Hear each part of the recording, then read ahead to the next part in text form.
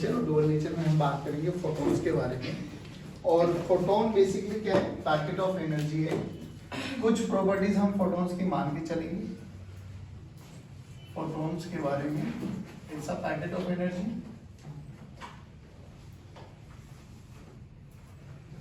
ठीक है बच्चों। इसका रेस्ट मास 0 होता है।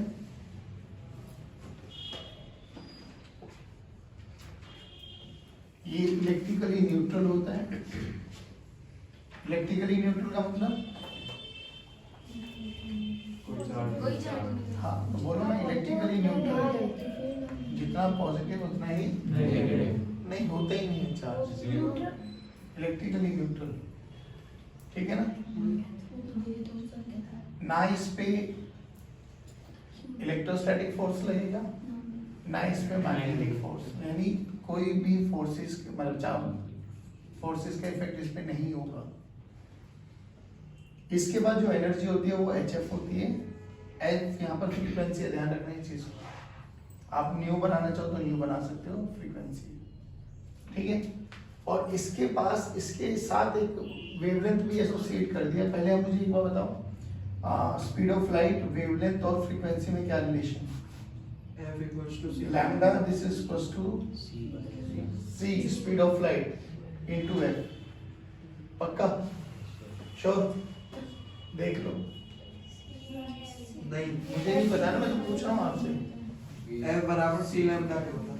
हाँ तो ये होगा c बाय f।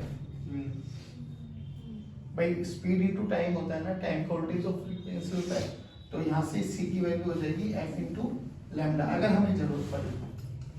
आइंस्टीन साहब बोलो, आइंस्टीन साहब की theory of relativity equals to mc²। एक एनर्जी ये है, फोटोन जब चल रहा है, एक एनर्जी है, दोनों को इक्वेट करो तो mc² this is equals to hf, ठीक। f की वैल्यू को c की टर्म्स में रखो, c बाय लैम्डा, तो mc² this is equals to hc by lambda. यहाँ से c चाहो तो आप हटा सकते हो, कोई दिक्कत नहीं है। यहाँ से m की भी वैल्यू निकाल सकते हो, m की वैल्यू क्या होगी? c by lambda.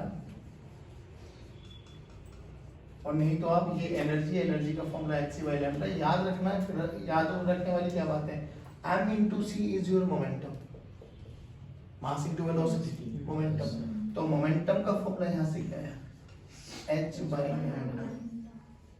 बहुत इंपॉर्टेंट फॉर्मूला, याद रखो इसको बस। एक बेसिक प्रॉपर्टीज है जो हमें फोटॉन्स के बारे में पता होनी चाहिए कि ये चार्जलेस है, ठीक है, रेस्पॉन्स इसका 0 का है, इलेक्ट्रिकली न्यूट्रल होता है, और इसके पास एनर्जी है जो कि फ्रीक्वेंसी पे डिपेंडेंट है, एनर्जी लैम्डा पे भी डिपेंडेंट है, ये भी ध्यान रखना। इसको मैं hc बाय लैम्डा भी कर सकता हूँ। f और लैम्डा एक दूसरे के इनवर्सली प्रोपोर्शनल है।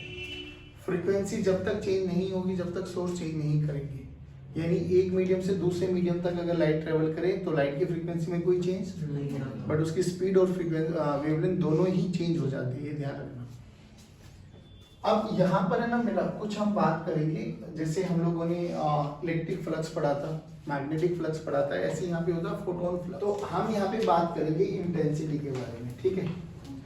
अब जो इंटेंसिटी होती है ना, कुछ बेसिक सी चीजें याद रख कि intensity is directly proportional to number of photons.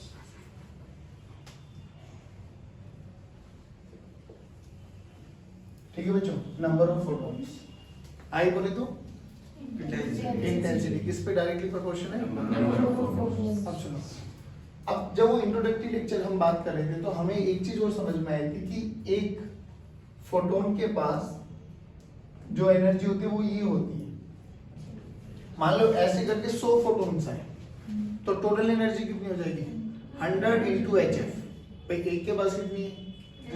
100 के पास। तो अगर मुझे कभी ई टोटल की बात करूं, टोटल एनर्जी, तो क्या हो जाएगी? And that is number of photons, number of photons into energy of one photon. तो अगर मुझे n निकालना है तो मुझे टोटल एनर्जी पता होनी चाहिए और एनर्जी ऑफ वन फोटोन, और ये तो मुझे पता है एनर्जी ऑफ वन फोटोन कितनी है बाबा? hc बाय लैम्डा या h इंटू l, ठीक। अब ये फोटॉन्स निकलेंगे कहाँ से? सोर्स। अब ये सोर्स कहाँ है? ये हमारे घरों में, सबके घर में है सोर्स। हम लाइट लेने जाते हैं, कोई 50 वोल्ट की लेने जाता है, कोई 100 वोल्ट की लाइट लेने जाता है, कोई 500 वोल्ट की लाइट लेने जाता है ना। जैसे जैसे हमारे रिक्वायरमेंट होती चली जाती है, वैसे वैसे हम अपनी जो भी इंटेंसिटी की रिक्वायरमेंट है उसको वैसे बढ़ाते चले जाते हैं।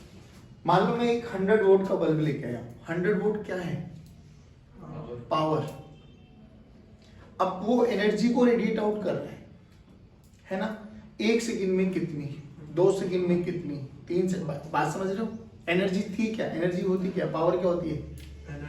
एनर्जी पर यूनिट टाइम। यही तो होती है ना कि उस 100 वोल्ट के बल्ब में से 1 सेकंड में 100 जूल की एनर्जी निकल रही है। यही तो मतलब समझे हम लोग। मैं ये बोलूं कि मेरे पास ये बल्ब है, ठीक, और ये 100 वोल्ट का है, तो ये 100 वोल्ट का मतलब क्या हो भाई? पावर का तो फॉर्मूला हमें पता है, एनर्जी पर यूनिट टाइम। एनर्जी की यूनिट होती है जूल, टाइम की यूनिट होती है सेकंड। अगर 100 वोल्ट है, इसका मतलब क्या है? 1 सेकंड में वहां से 100 जूल की एनर्जी निकल रही होगी। नहीं आया समझ में? यही तो हुआ ना। हाँ, तो पावर अगर हमें जो भी कोई भी सोर्स लेने जाते हो, पावर तो सबकी पता लगती है भाई। कोई 10 वोल्ट का है, कोई 100 वोल्ट का है, कोई 2000 वोल्ट का है।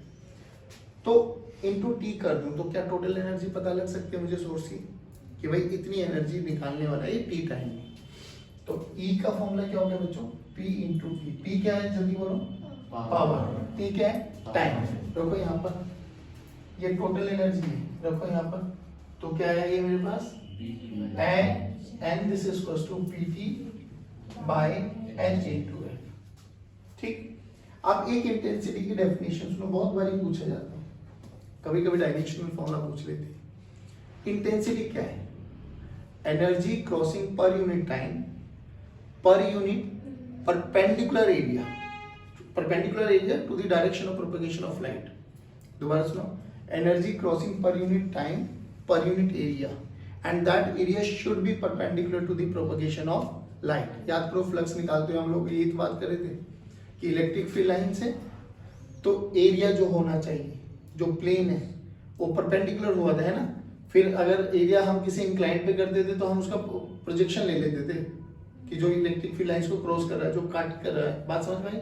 जैसे मैं आपको बताऊं कि मान लो कोई सोर्स इंफिनिटी पे रखा हुआ है, हाँ? कोई सोर्स है हमारे पास इंफिनिटी पर रखा हुआ है, सोर्स इज एट इंफिनिटी। अच्छा एक बात बताओ, अगर इंफिनिटी पे रखा हुआ है तो लाइट हमें कैसी आती दिखाई देगी? पैरेलल। तो ये लाइट रेज है हमारे पास, ठीक है। अब यहां पर हम लोगों ने एक सिलेंड्रिकल ट्यूब बना दी। अब देखो, इंटेंसिटी को समझो और वो एरिया का कॉन्सेप्ट समझो। Energy crossing this particular area of cross section in 1 second, कितनी एनर्जी क्रॉस करके जा रही है, वो इंटेंसिटी है। क्योंकि जो ये लाइन जा रही है हमारी, ये एरिया देखो, एरिया परपेंडिकुलर है ना, प्लेन। अरे बोलो भाई। yes, तो ये एरिया, तो इंटेंसिटी का फॉर्मूला क्या हुआ यहाँ पे?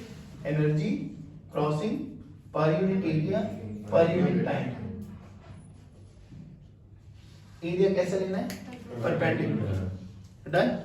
अब सोच, अगर हमारे पास कोई भी पॉइंट सोर्स है, मान लो एक बल्ब रखा हुआ है, बल्ब है 100 वोल्ट, 100 वोल्ट उसकी पावर दे दी हमने, ठीक है। हर 1 सेकंड में यहाँ से एनर्जी कितनी निकल रही होगी?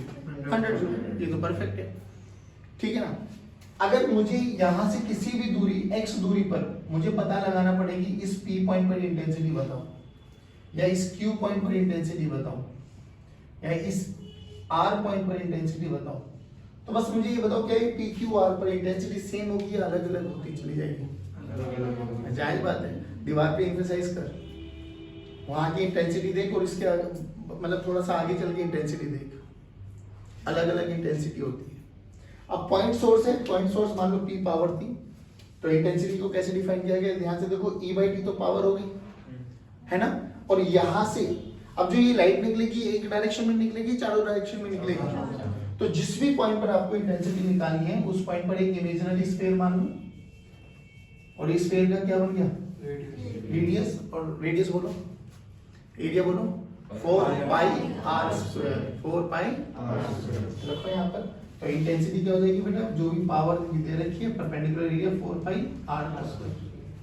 ध्यान से देखने वाली क्या बात है, पावर उस सोर्स की कांस्टेंट है, 4 पाई कांस्टेंट है, तो हम बोल सकते हैं कि पॉइंट सोर्स के लिए, ये मेरे पास पॉइंट सोर्स अगर मैं बात करूं तो मैं कह सकता हूं कि पॉइंट सोर्स के लिए जो मेरी इंटेंसिटी होगी, क्या वो इनवर्सली प्रोपोर्शनल है बेटा एक्स स्क्वायर या आर स्क्वायर, आर के या एक्स के, जो भी जनरल पॉइंट जिस पर भी आपको इंटेंसिटी कैलकुलेट करनी है, नहीं आया समझ में, उसके इनवर्सली प्रोपोर्शनल है। समझ में आया? जल्दी एक बार रिपीट करो फोटॉन्स की प्रॉपर्टीज। पैकेट ऑफ एनर्जी है, इलेक्ट्रिकल न्यूट्रल है, ना इलेक्ट्रिक फील्ड ना मैग्नेटिक फील्ड का कोई इफेक्ट लगने वाला, एनर्जी फ्रीक्वेंसी पे डिपेंडेंट है, फ्रीक्वेंसी सोर्स की प्रॉपर्टी, जब तक सोर्स चेंज नहीं करेंगे फ्रीक्वेंसी चेंज नहीं होगी, hc by लैम्डा की टर्म्स में भी लिख सकते हो। इंटेंसिटी, पहली बात तो ये पॉइंट याद रखना है, नंबर ऑफ फोटॉन्स पे डायरेक्टली प्रोपोर्शनल है, जितने ज्यादा नंबर ऑफ फोटॉन्स होते चले जाएंगे उतनी इंटेंसिटी। और ये बड़ा कॉमन सा एग्जांपल है, सुबह के समय देखो और दोपहर के समय देखो, सेम चीज आपको सुबह देखो वो थोड़ा डल डल दिखाई देती है, दोपहर में बढ़िया चमकती हुई दिखाई देती है। रीजन बताओ। फोटॉन्स, सुबह फोटॉन्स कम आ रहे होंगे और शाम को मतलब दोपहर के समय नंबर ऑफ फोटॉन ज्यादा, ऐसे ही कि एक बलून था, एक बलून मारा फेंक के तो पानी की इंटेंसिटी बहुत कम आई थी, 100 बलून फेंक के मार दी तो वो पूरा का पूरा गीला हो गया। गीला मतलब यहाँ पे समझ में आना चाहिए कि हमें चमक के बारे में बात कर रहे हैं, जिस पे वो बलून गिरेगा वो हमें चमकता हुआ दिखाई देता है। बात समझ में? फिर हम इन लोगों ने बात करी कि नंबर ऑफ फोटॉन्स अगर हमें कैलकुलेट करना है तो नंबर ऑफ फोटॉन्स का फॉर्मूला क्या होता है बेटा? टोटल एनर्जी बाय फ्रीक्वेंसी, मतलब energy of one photon. Total energy कैसे निकालेंगे? जो भी हमें सोर्स दे रखा होगा उसकी पावर हमें पता होगी, तो पावर की टर्म्स में निकाल सकते हैं, ठीक है ना? तो यहाँ से ये आ गया। अब ध्यान से देखो, n/t, n/t को बोला जाता है number of photons per unit time, इसी को फोटोन फ्लक्स भी बोला जाता है। क्या बोला जाता है? Photon flux. n/p, तो फॉर्मूला बोलो n/t का क्या हो गया? p/hf, p/hf। अब इसको ना a से मल्टीप्लाई कर दो, a से डिवाइड कर दो। ध्यान से देखो, p/a क्या बन गया? नहीं, इंटेंसिटी को आप ये भी लिख सकते हो ना भाई, p/a। नहीं आया? p/a क्या बन गया? इंटेंसिटी। तो in terms of intensity formula क्या बन गया? IA/hf। क्वेश्चंस पूछे जाए तो बता देना, नहीं पूछे जाए तो लीव इट।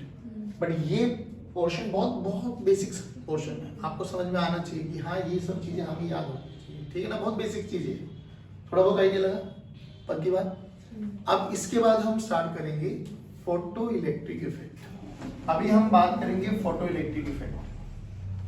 2-3 बातें यहाँ पे समझ के चलना। फोटो इलेक्ट्रिक इफेक्ट कि इट्स अ सरफेस फिनोमेनन।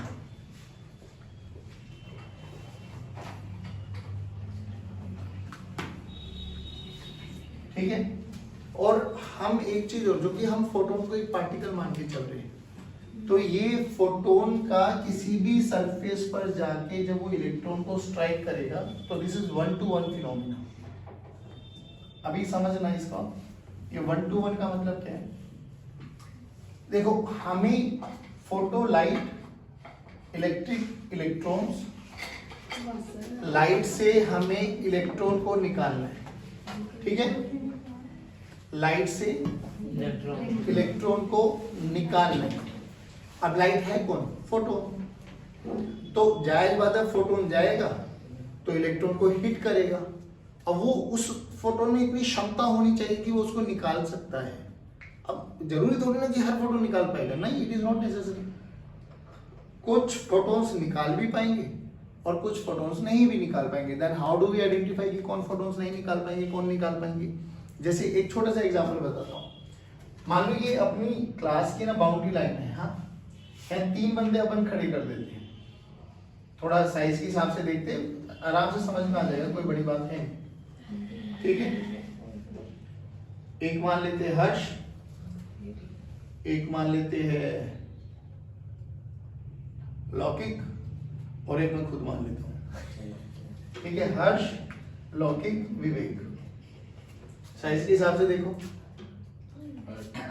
सबसे पतला, फिर उससे थोड़ा सा हेल्दी, फिर उससे थोड़ा सा हेल्दी, ठीक? आप सुनो, अब हमें निकालना है इसमें से अभी हम जो यहाँ अच्छा एक चीज और, एनर्जी यहाँ पर हम इलेक्ट्रॉन वोल्ट्स में बात करेंगे बच्चों, और थोड़ा पार्टिसिपेट करना। अब यहाँ पे ऐसे समझ के चलो कि हम लोग ना एक ही क्लास में पढ़ते हैं, ठीक है, एक ही क्लास में, ऐसा मान के चलो, पर तीनों अलग अलग है, तीनों अलग अलग है, ठीक है, ये अलग, ये अलग, ये अलग, तीनों को निकालने के लिए अलग अलग। अभी हमें कोई निकाले यहाँ से आके तो कोई धक्का मारेगा, हमें पुश करेगा, जायज बात है, पुश करेगा तो हो सकता है जो पुश किया एक बंदा निकल जाए, हो सकता है एक बंदा ना भी निकले, है ना। थोड़ा और पुश की इंटेंसिटी बढ़ाओ तो हो सकता है दो निकल जाए, थोड़ा और पुश की इंटेंसिटी बढ़ाओ तो हो सकता है तीनों के तीनों निकल जाए।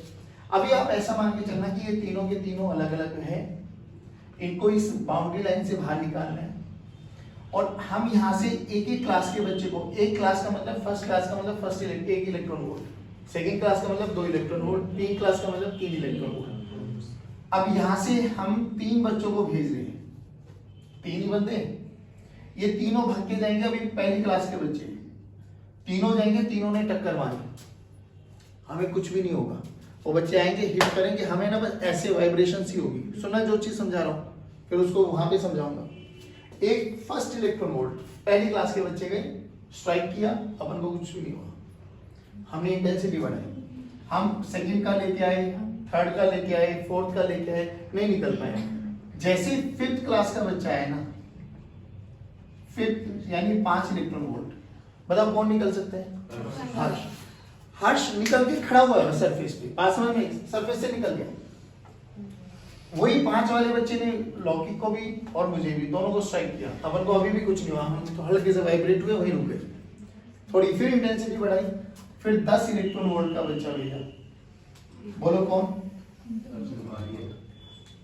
हर्ष भी निकल सकता है। अब हर्ष को मिनिमम कितनी चाहिए निकलने के लिए? 5 से निकल गया है वो। जितनी मिनिमम से मिनिमम एनर्जी चाहिए होती है किसी भी इलेक्ट्रॉन को सरफेस से निकालने के लिए, दैट इज वर्क फंक्शन। पर नामकरण हो गया, कोई दिक्कत नहीं, वर्क फंक्शन बोलो क्या है? मिनिमम से मिनिमम कितनी एनर्जी चाहिए किसी को भी सरफेस से बाहर निकालने के लिए? बोल हर्ष के लिए कितनी? 10 पे आया लौकिक विभाग, तो 10 क्या बना? वर्क फंक्शन किसका? क्या 10 इसका भी वर्क फंक्शन बना गया? वो तो 5 में राजी था, 5 में निकल चुका है वो। 15 डाला विवेक विभाग, तो 15 किसके लिए work function? Work function for me. अब छोटी सी बात सुनो, अगर मैं 15 की इंटेंसिटी पहले ही डाल देता, क्या हम तीनों की निकलने की वो संभावना थी? लेकिन तीनों के निकलने में देख वेरिएशन क्या है। हर्ष के लिए कितनी चाहिए थी? दी कितनी? तो ये 15 हुई इंसिडेंट एनर्जी। क्या हुई? अब इंसिडेंट हो कौन रही है? फोटॉन्स। कौन हो रहे हैं? तो ये 15 है फोटोन की एनर्जी। चाहिए कितना था इलेक्ट्रॉन को निकलने के लिए? अभी हम तीनों हैं इलेक्ट्रॉन्स, इसको 5 चाहिए था, मिली कितनी? 5 ले लिया, यूज कर लिया, बाकी बची कितनी? 10 लेके दौड़ा। दौड़ा मतलब काइनेटिक एनर्जी। क्या मतलब? Kinetic energy. 3 चीजें सुनी यहाँ पर, कौन कौन सी? वर्क फंक्शन, इंसिडेंट एनर्जी और काइनेटिक एनर्जी। दोबारा रिपीट कर। लौकिक के लिए कितनी चाहिए? 10। हमने दी कितनी? 15। तो क्या होगा? 10 का यूज करेगा निकलने के लिए, 5 का यूज करेगा। विवेक के बारे में बताओ। 15 दी, 15 ही चाहिए थी, जस्ट निकल के बाहर, काइनेटिक एनर्जी 0। नहीं आया समझ? सेम इंटेंसिटी, सेम, देखो ध्यान से सुनना, हमने बोला सेम एनर्जी मारी हम लोगों ने तीनों के लिए, बट तीनों का वर्क फंक्शन अलग अलग। तीनों में सबसे ज्यादा काइनेटिक एनर्जी हर्ष के पास, सबसे कम विवेक के पास। तो काइनेटिक एनर्जी मैं कह सकता हूं कि जब भी कोई इलेक्ट्रॉन निकल रहा होगा वो 0 से लेके मैक्सिमम तक कुछ भी वैल्यू अडॉप्ट कर सकता है। पहले बताओ ये समझ में आया है? It's a surface phenomena. पर जरूरी नहीं है कि सारे इलेक्ट्रॉन सरफेस से निकलेंगे, कोई इनर सरफेस से भी निकल सकता है। जैसे मेरे पीछे या हर्ष के पीछे एक और बच्चा खड़ा कर दे, हर्ष भी निकल गया, थोड़ी इंटेंसिटी डाली, ये लड़का भी निकल गया। देख कैसे? हर्ष के पास मान लो हम लोगों ने 15 इलेक्ट्रॉन वोल्ट की एनर्जी का यूज किया, 5 चाहिए था हर्ष को निकलने के लिए, बचा कितना? तो ये तो 10 को लेके दौड़ा, अरे बोल भाई, Yes. अब वही 15 इसके पास भी है, लेकिन अब इसको यहाँ से यहाँ तक जाने में भी कुछ एनर्जी चाहिए होगी। अरे हाँ है ना बोलो। Yes. मान लो 5 इलेक्ट्रॉन वोल्ट की एनर्जी इसने खर्च कर ली यहाँ से सरफेस तक जाने के लिए, बची कितनी? 10 में से कितने का यूज करेगा बाहर? 5। बची कितनी? नहीं आया समझ में। इसको थोड़ा दूसरे नंबर से करते हैं। 5 5 5 वोल्ट कॉमन सा हो गया। मान लो 12 इलेक्ट्रॉन वोल्ट डालिए अपन लोगों ने, ठीक। 12 में से यहाँ तक जाने के लिए लेट्स से इसने 4 का यूज कर लिया। अभी यहाँ पे था, यहाँ से यहाँ तक जाने के लिए 4 का यूज किया। बोल सरफेस पे कितने पे आ गया? 8। चाहिए कितनी? 5। बची कितनी? 3। लेके छोड़ेगा। नहीं आया समझ में? तो इट इज नॉट नेसेसरी कि वो हर बार, हाँ मैक्सिमम सरफेस फिनोमेना होते हैं, बट हर केस में सरफेस से भी निकलेंगे और उसके पीछे से भी निकल सकते हैं। अब एक बार बता, जब ये यहाँ से यहाँ आएगा तो क्या ये बहुत सारे एटम्स के साथ कोलिजन भी करेगा? तो जो ये 4 इलेक्ट्रॉन वोल्ट का लॉस हुआ है ना, इसके कोलिजन की लॉस होता है, कोलिजन में लॉस होता है। सरफेस के लिए ये कोलिजन नहीं था क्योंकि सरफेस पे था। अगर फोटोन आया सफिशिएंट एनर्जी का, वो टक करेगा, फटाक से बाहर निकलेगा। ऐसा ऑब्जर्व किया गया बेटा कि it is an instantaneous process. Instantaneous process मतलब क्या? खुद सोच के देखो। जब मैं इसको 1 इलेक्ट्रॉन वोल्ट दिया, निकला क्या? 2 3 4, जैसे ही 5 दिया फट निकल गया। यानी अगर हम सफिशिएंट अमाउंट की एनर्जी देंगे ना तो ये वेट नहीं करता। ऐसे नहीं कि आने दो आने दो आने दो फिर एक साथ बहुत सारे निकलेंगे ना, इंस्टेंटेनियस प्रोसेस है, या तो निकलेगा या नहीं निकलेगा, दैट्स इट। और निकलेगा या नहीं निकलेगा उसके लिए हम लोगों ने डिफाइन की थ्रेशोल्ड फ्रीक्वेंसी। थ्रेशोल्ड सुन क्या हुआ? कंडीशन क्या है कि जो एनर्जी हम डाल रहे हैं उसको हम लोगों ने नाम दिया इंसिडेंट। जो इसको चाहिए थी work function 5, work function incident, खुद सोच के देख कंडीशन क्या होनी चाहिए बाहर निकलने की कि ई इंसिडेंट कम से कम इसके बराबर तो होनी चाहिए, कम से कम। अरे बोल यार, Yes. इससे ज्यादा भाई हर्ष के लिए कितनी थी? 4.99 पे निकलेगा क्या? नहीं निकलेगा, ताकत भी नहीं। 6 पे 5.5, 5 के जस्ट ऊपर कुछ भी हो 5 पे निकल जाएगा बट खड़ा रहेगा। काइनेटिक एनर्जी कितनी होगी? नहीं आया समझ में? तो कंडीशन क्या है कि अगर फोटो इलेक्ट्रिक इफेक्ट करना है तो incident energy should be equal to और greater than 5। 5 is what? Work function. क्या बोलते हैं? Work function. अब फोटोन डाल रहे थे तो फोटोन की एनर्जी बोलो HF। अरे फोटोन की एनर्जी बोलो तो HF I should be greater than 5 naught. 5 naught है वर्क फंक्शन, और वर्क फंक्शन को लिखने का तरीका बेटा HF नोट।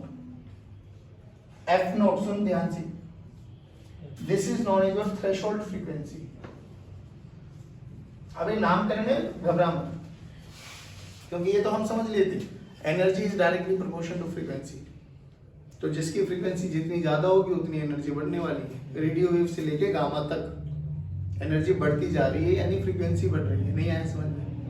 बोलो भाई, पक्की बात है? सुनो, तो फोटो इलेक्ट्रिक इफेक्ट होने की बेसिक कंडीशन क्या है कि जो इंसिडेंट फ्रीक्वेंसी है वो शुड बी ग्रेटर देन और equal to threshold frequency. Threshold बोले तो किनारे वाली फ्रीक्वेंसी, भाई कम से कम ये तो चाहिए चाहिए।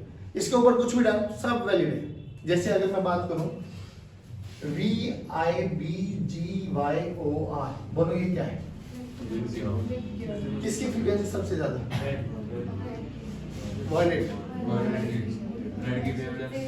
रेड की वेवलेंथ सबसे ज्यादा है। किसकी फ्रीक्वेंसी ज्यादा है?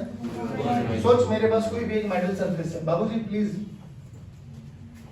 मैंने बोला इस मेटल सरफेस के लिए ग्रीन कलर मेरा थ्रेशोल्ड है, मतलब समझ गए कि कम से कम क्या चाहिए? ग्रीन। उसके ऊपर कुछ भी डालो, ऊपर का मतलब फ्रीक्वेंसी बढ़ा के डाल दो, सब पे इलेक्ट्रॉन्स निकलेंगे। ग्रीन से ऊपर कौन? ब्लू। नीचे कौन? मैं येलो कलर लिया है, क्या निकलेंगे? क्या कभी नहीं निकल सकते। अब बहुत बच्चों के दिमाग में ये आती है, जैसे वेव थ्योरी के दिमाग में ऐसा है, तो जो हम लोगों ने वेव थ्योरी पढ़ी थी, रियलिटी ये थी कि बहुत सारी चीजों के बाद ना वेव थ्योरी डगमगाने लगती है। अब जब वो डगमगाने लगी तो बहुत सारी चीजें ऐसी थी वेव थ्योरी एक्सप्लेन नहीं कर पा रही थी, बट हाँ वेव थ्योरी पढ़ी थी हम लोगों ने। अब वो एक डगमगाने की कहानी यहाँ पर भी है। इन्होंने देखा, किन्होंने, आइंस्टीन साहब ने, उन्होंने किया था ये एक्सपेरिमेंट। उन्होंने तो देखा कि फोटोइलेक्ट्रिक इफेक्ट है ना एक इंस्टेंटेनियस प्रोसेस है, या तो हो रहा है या नहीं होगा। वेव थ्योरी क्या बोली कि हम पहले वर्क फंक्शन का कोई कॉन्सेप्ट नहीं पढ़ा हम लोगों ने अभी तक, इसी चैप्टर में पढ़ रहे हैं। तो उन्होंने बोला कि ये हर एक लाइट पर इलेक्ट्रॉन्स को बाहर निकालेंगे, हर एक लाइट पर, ग्रीन पे भी निकलेंगे, येलो पे भी, ऑरेंज पे भी, रेड पर भी। क्या कर रहे हैं, जैसे हम येलो कलर लेके आए 100 वोट का बल्ब, वोट यहाँ पर इंटेंसिटी ध्यान रखना, 100 वोट का बल्ब ले आए, ठीक है। वो कह ठीक है 100 वोट से नहीं निकल रहा ना, 200 वोट कर दो, 500 कर दो, 1000 कर दो, 10,000 कर दो, निकलेंगे जरूरी है, ऐसा उनका एजम्पशन था। बाबा ने बोला कि ऐसे 100, 200, 500 लेके आने की कोई आवश्यकता नहीं है, यहाँ पर यही कॉन्सेप्ट चलेगा। ग्रीन पे आना चाहिए तो 10 वोट का एनर्जी डाल, निकल जाएगा। यहाँ तो चाहे 10,000 की एनर्जी डाल, नहीं निकलने वाली। तो कॉन्सेप्ट ऑफ थ्रेशोल्ड फ्रीक्वेंसी आ गया यहाँ रोल में, नहीं आया समझ में? सुनो, लैम्डा की टर्म्स में लिखो एनर्जी, ये इसको क्या बोले, कम से कम, कम से कम। जैसे इसके लिए हमने बोला कम से कम कौन है, ग्रीन, तो क्या VIB पे निकल जाएगा, क्या G पे भी निकलेगा? यस। YOR पे नहीं निकलेगा। ओके ना, अब फ्रीक्वेंसी को लिखो लैम्डा की टर्म्स में, तो फॉर्मूला देखो, hc by lambda I should be greater than equals to hc by lambda naught। सही, hc ने hc को, तो lambda naught should be greater than or equals to, lambda naught को बोलो थ्रेशोल्ड वेवलेंथ। क्या बोला गया? ये कौन थी, बोले तो कम से कम, ज्यादा से ज्यादा कुछ भी डालो, यहाँ उल्टा है, दिस इज ज्यादा से ज्यादा, ज्यादा से ज्यादा। अब देख उसी पे पढ़, कह रहा ग्रीन सबसे ज्यादा है भाई, वेवलेंथ की टर्म्स में बात कर रहे हैं, ग्रीन सबसे ज्यादा है। अब इससे कम डालो तो ठीक, इससे ज्यादा डालेंगे तो नहीं निकलेगा। अब ग्रीन से ज्यादा वेवलेंथ देख किसकी, येलो, निकलेगा क्या? उसने बोल दिया भाई अगर वेवलेंथ की टर्म्स में बात करनी तो ज्यादा से ज्यादा ग्रीन है, और फ्रीक्वेंसी की टर्म्स में बात करनी तो कम से कम ग्रीन है। क्या दोनों सेंस एक ही बना लेंगे? तो वेवलेंथ भी दे दे तो भी और फ्रीक्वेंसी भी दे दे तो भी, दोनों से आंसर क्या आना चाहिए, सेम। ठीक है, अब सुन, एक सेकंड, इसको इंसिडेंट एनर्जी, वर्क फंक्शन और लाइट डाली और डल के वो दौड़ने लगा, काइनेटिक एनर्जी, तीनों में एक रिलेशन है। सोच के देख, अभी यहीं पे बात कर लेते हैं। 15 12 दिन 5 का यूज किया बाहर निकलने के लिए, बचा कितना? क्या मैं 7 को ऐसे लिख सकता हूँ, 7 दिस इज इक्वल्स टू 12 - 5, तो 7 क्या हुआ, 12 5। अब रियलिटी पता कैसे याद करो आप, kinetic energy this is equals to E incident minus phi naught plus delta E due to collision. E collision जो कि फोटोइलेक्ट्रिक इफेक्ट सरफेस फिनोमिना है, तो सरफेस के लिए क्या हो जाएगा, 0। हाँ भाई, सरफेस पे किसके साथ कोलिजन करेगा ये, है ना? कोलिजन होगा तो फर्स्ट लेयर सेकंड लेयर के अंदर, कि वो लोग यहाँ से यहाँ तक आएंगे तो एटम्स के साथ कोलिजन होगा, तो कोलिजन एनर्जी भी लॉस होती है। नहीं आया समझ में? चलिए, जय हिंद।